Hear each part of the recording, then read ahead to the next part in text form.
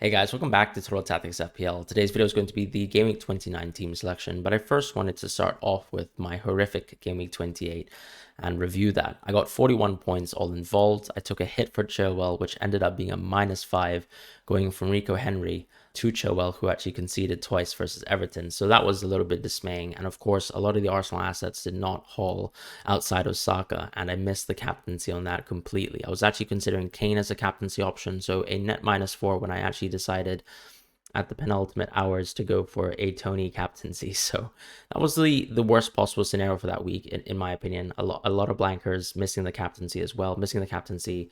But I'm out of the top 100k now, but looking for a chance to come back really with a strong Game Week 29. And I still think that the team structure here is very solid. For example, the hit for Chilwell should still pan out in Game Week 29 here because Chelsea have, once again, another double. Of course, some tough fixtures, but Chilwell will still be a great asset as we go forwards.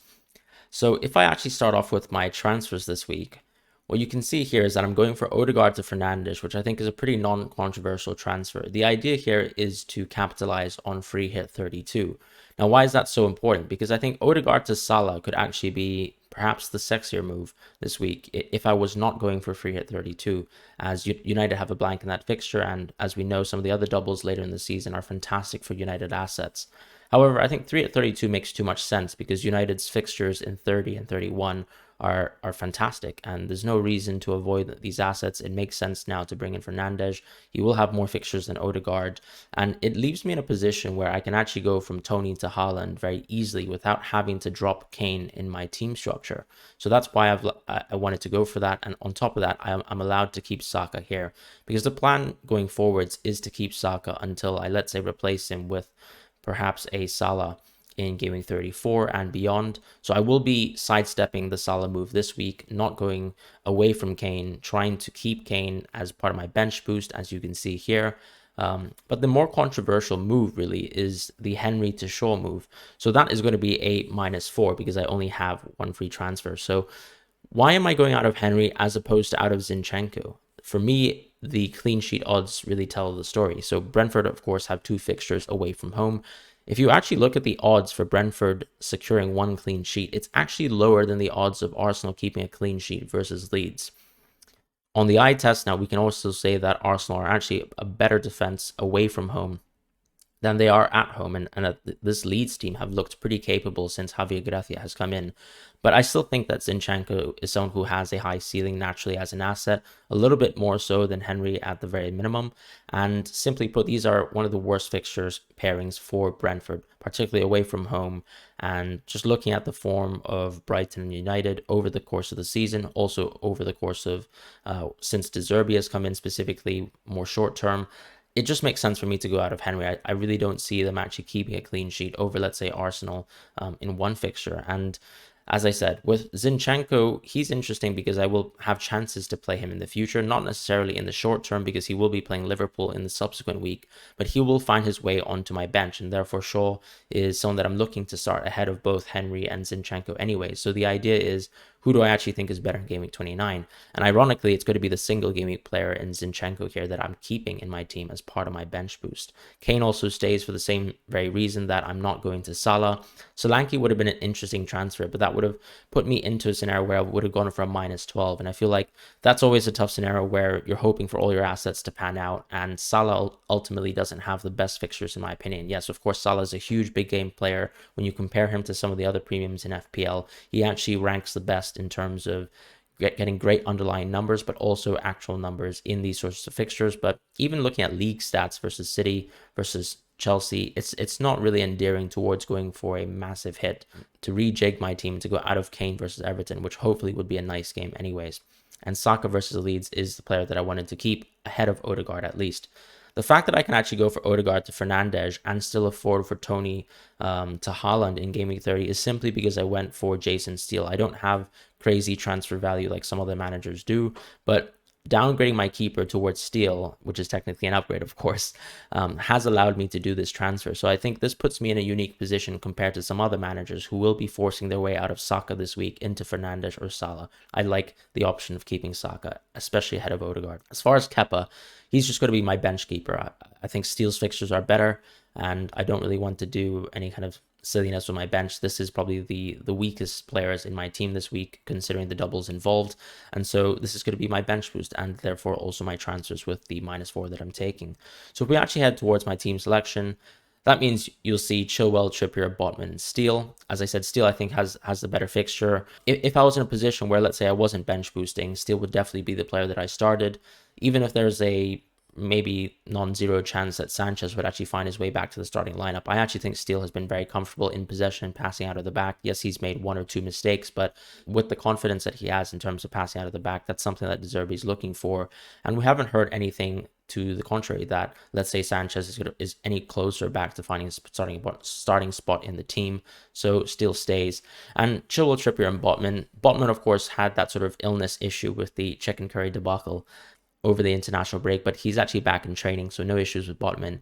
And Chilwell, of course, I'm quite happy and lucky that I went for Chilwell before the international break, because what we ended up finding out was that Reece James was sent back home with an issue, really, an injury-related issue. So I'm quite happy to have gone for Chilwell and not for James. And I'm excited to see Chilwell going forwards because he still looked fantastic versus Everton, where he unfortunately didn't get any results. As far as Shaw as well, there are other options, right? Like when we go back to that transfer, you've got Martinez from United. You could also look at a Brighton defender if you're not in a scenario like me where you have triple Brighton already.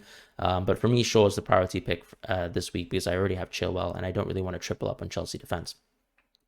As far as my midfield, though, this is where I would like to talk about captaincy, and because the forward positions this week are quite dull in terms of their overall ceiling, I think it's worth talking about the captaincy immediately on the onset of looking at the midfielders.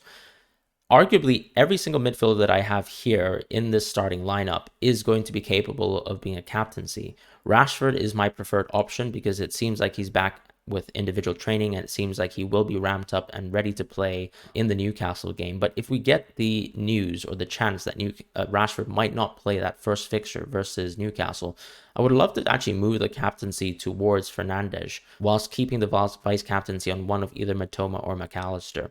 And I'll talk about those 2 other players later. But Fernandes is the interesting captaincy move, I would say, if Rashford is out, just because you have the chance of penalties, which you'd like to bank on in a double game week, but also because he's likely still to occupy good offensive positions.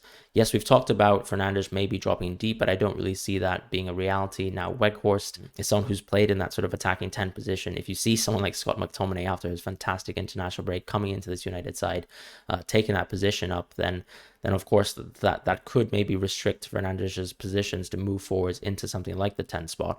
But Eriksen coming back and maybe being fit over the double game week means that Fernandes would hopefully be allowed to play a little bit higher up in the field if Rashford is still to be out. So him, for example, in that right wing position versus Leicester is a perfect example of, let's say, when Fernandes doesn't play in that 10 spot or even in that deep spot, but can still contribute massively. So his chance created in the recent game weeks, particularly after the World Cup, has put him in a pedestal where he's looked close to other assets like an Odegaard and chance creation. So I think Fernandes has probably the best chances to be a captaincy this week if Rashford's out. But since I'm actually guessing that Rashford is going to be ready to play, then my vice captaincy will just fall to Matoma and McAllister. I don't really like McAllister's chances of dropping deep. I think it's a little bit different to Bruno, where he can't really play in other positions such as the right wing position, which is pretty much locked down by March. So if McAllister is to drop deeper into the field, that does definitely hamper his ability to create chances, because his open play statistics when he's actually playing in that 10 spot are fantastic. But we have seen, for example, the FA Cup fixtures where he's played deeper, that's not the case when he plays deeper. As far as Matoma, great international break where he actually scored a header goal once again. So, but I would say Matoma is interesting if, let's say, Estupinian might miss out the first game, because we've talked about the role of Matoma in his tactical structure, and it is more so the case that Mitoma would cut inside if Estupinian is not playing, because Estupinian loves to cut inside under this Brighton team. And I've seen less of that when Estupinian is out of the team. That hasn't really hampered Mitoma's ability to sort of be the last man and to be the final man in the box. We've seen him make these very, very good last minute runs, as well as also take defenders on and showcase his dribbling talents. I think Mitoma, of course, is a great pick to think about as a captaincy option, but is he as explosive necessarily as a Rashford? I would say probably not. And as I said, Fernandes is only really a captaincy option for me if Rashford is not ready to play the first game. So that would kind of hopefully boost the chances of Fernandes being more involved in whatever United goals if they are able to get that versus a Newcastle team. As far as the forwards, of course, just to round things out, it's going to be Tony and Watkins. Now, if there's going to be news on Tony, then I might actually move towards a Solanke or an Isak. I prefer Isak, of course, as a transfer because I can actually afford going away from Tony, and keeping Isak might mean that I'm allowed to go away from Watkins into Haaland. But as I said, I don't really think that Tony is a transfer out this week unless we get some crazy news that he's going to be suspended ahead of the transfer deadline. Right now, it doesn't seem like that's going to be the case, so Tony stays. And Watkins, of course, he has a double, not necessarily the best one, but at least he gets to play Leicester away, which is a lovely fixture there. So I'm quite happy with this team as it stands, and quite excited to actually go into these United assets and actually embrace free hit 32. That's going to be my team selection this week, so I hope you guys have a wonderful week ahead.